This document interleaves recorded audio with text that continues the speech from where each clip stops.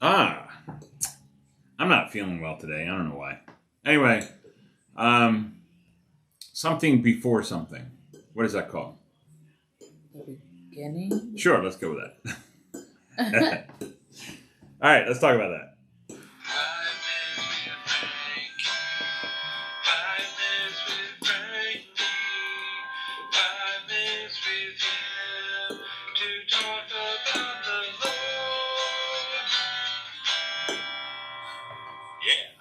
It's Monday. Can you believe it? Good No, grief. I do not. Weekend went way too fast. Yes, it did. Anyway,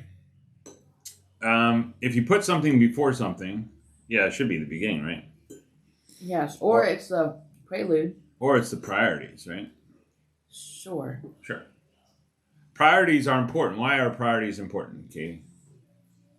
And they help you decide what you're going to do. Yeah. Focuses you and gives you a good goal. And so when you have a goal set in mind, when you have something that's in front of you, then you're more likely to follow that or to make sure that that's a priority, right? So, without talking about spiritual stuff, who is your second priority, Katie? I guess I'm supposed to say you. No, I want reality. No, my family. Okay. Now, who's your third? My work. Your work. And then your fourth? I don't know. Do I have a fourth priority? I don't know. Hopefully others, and then yourself. Oh, yeah.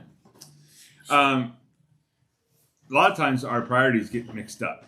Maybe because of the circumstance or the situation, or we just don't feel like it.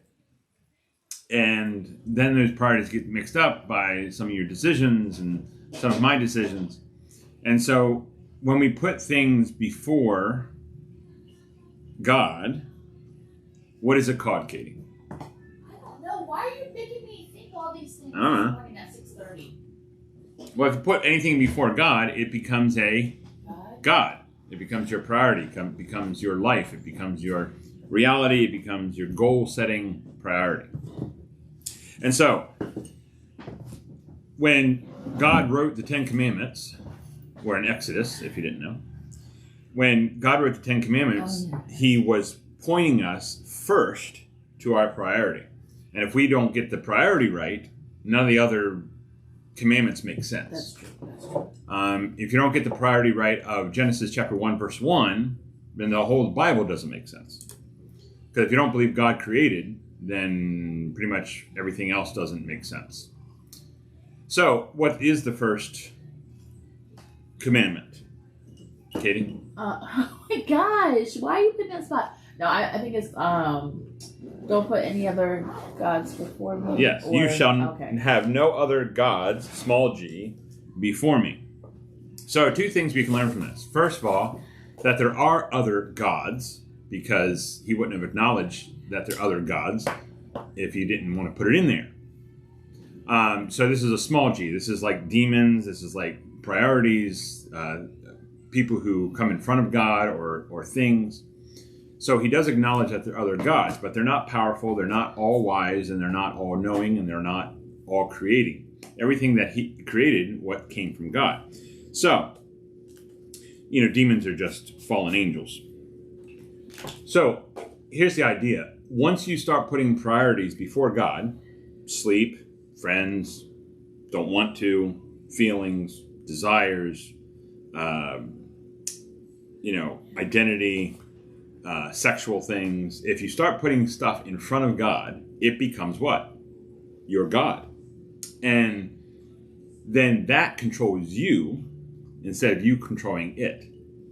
So if we put God priority number one and put no other gods before Him, then we have freedom. We have freedom of our priorities. We have freedom of our life. We have freedom to do the right thing. We have a lot more freedom when we put God first. Now, a lot of people think, well, we put God first and we're shackled by all these rules. No, these rules are really good. They're tested, they're approved, and they help out your life. And so, the first commandment is, you shall have no other God before me. Exodus chapter 20, verse 3. keep reading on because we might go through the 10 Commandments on 5 Minutes with Frankie. I love you. Jesus loves you too. You have a great day and put God first, not other things. Love you. Bye.